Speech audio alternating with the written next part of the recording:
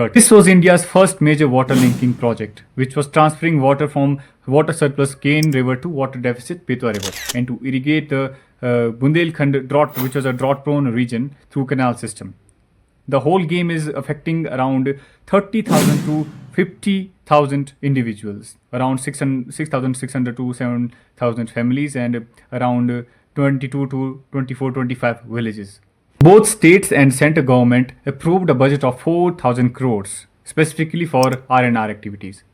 और जो land acquisition का कंपनसेशन है वो लीगली गवर्न हो रहा था by right to fair compensation and transparency in land acquisition rehabilitation and resettlement act 2013। इस प्रोजेक्ट से जो फैमिलीज अफेक्ट हो रही थी उनको दो चॉइसेस दी गई थी, जिसमें पहला था resettlement colony package, the families who choose to physically relocate themselves, and the government promises first alternative land, which was allocation of equivalent residential plot or a piece of land inside newly built R&R colony. Second was financial grant, cash payment of 75 lakh Indian rupees to help rebuild livelihoods and manage the moving cost. तीसरा है asset evaluation, ऐसे लोग जो कुछ residential land या कुछ assets own करते हैं उनको मार्केट प्राइस के हिसाब से उनका प्राइस कैलकुलेट करके देना।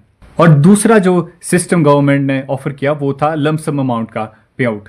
Families who preferred self-relocation and entirely exit the project grid, the government offered them one-time cash payout of 12.5 lakhs, a flat immediate cash settlement. And around 90% of the population actively preferred for this second option of lump sum amount payout. अगर इतनी financial assistant provide की जा रही थी government से तो फिर friction कहाँ पे आई? फ्रिक्शन आई what government promised and what was delivered to the population. 12.5 lakh का जो कैश सेटलमेंट का था वो सिर्फ 40% लोगों को मिला, वो भी थोड़ा थोड़ा, कुछ को कई हजार मिले, कई को कम अमाउंट आया और कई लोग लिस्ट से ही बाहर कर दिए गए। और जो उनका एसेट पे आउट था जैसे हाउसेज, वेल्स, ट्रीज, उसका मार्केट प्राइस ना देकर उनको 16 रुपए से 200 रुपए तक का अमाउंट पे किया गया। बस लैंड वैल्यू, जंगल से बाहर जाकर उनको पर एकड़ 7 से 8 लाख रुपए पे करना पड़ रहा था और उनको पैसा दिया गया 5 लाख पर एकड़ के हिसाब से। अब जो 12.5 लाख पे किया जाना था वो फैमिली यूनिट के हिसाब से पे होना था। जैसे किसी एक फैमिली में अगर एक अनमैरिड एडल्ट लड़का है तो वो काउंट होता है as a separate family unit, तो उसको भी अलग से 12.5 लाख मिलना चाहिए था। और वहीं पर जो लड़कियां हैं वो इससे एक्सक्लूड की जाती है, उनको क्लब किया जाता है फैमिली के साथ ही।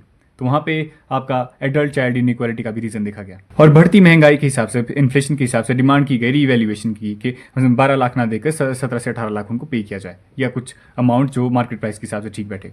और कुछ लोगों के नाम ही मिस थे लिस्ट से कि जिनका नाम 2018 के सर्वे लिस्ट में होगा, सिर्फ उन्हीं का नाम जो लिस्ट में डाला जाएगा, कईयों के नाम लिस्ट में ही नहीं आए। और लोकल्स ने कहा कि वहाँ की अथॉरिटीज जो है इनको जबरदस्ती इवैक्यूएट वहाँ से करी, उनकी बिजली काट दी गई, उनका पानी गंदा कर दिया गया और जबरदस्ती लोगों को 12.5 लाख वाली स्कीम की तरफ धकेला गया, क्योंकि इनका जो R&R कॉलोनी का प्लान था वो ऑन ग्राउंड पे कभी तैयार ही नहीं हुआ। तो फिर प्रॉब्लम कहाँ पे आई? गवर्नमेंट ने पूरा बजट एलोकेट किया, लेकिन ग्राउंड पे सेटलमेंट से उनको कंपनसेशन मिलना चाहिए था। कहीं ना कहीं जो उनका पैसे का जो फ्लो पॉपुलेशन उन तक होना चाहिए था वो नहीं। अब आप उन ट्राइबल से उनकी एंसेस्ट्रल ज़मीनें ले रहे हो जिसके ऊपर उनकी सदियों से पीढ़ियां रहती आई है और उसकी तो बदले उनको कंपनसेटरी पैसा भी ना मिले, लैंड भी ना मिले सेटलमेंट के लिए, तो वो क्या करेंगे? So that is why this चिता आंदोलन is there due to this whole mismanagement in the financial aid allocation.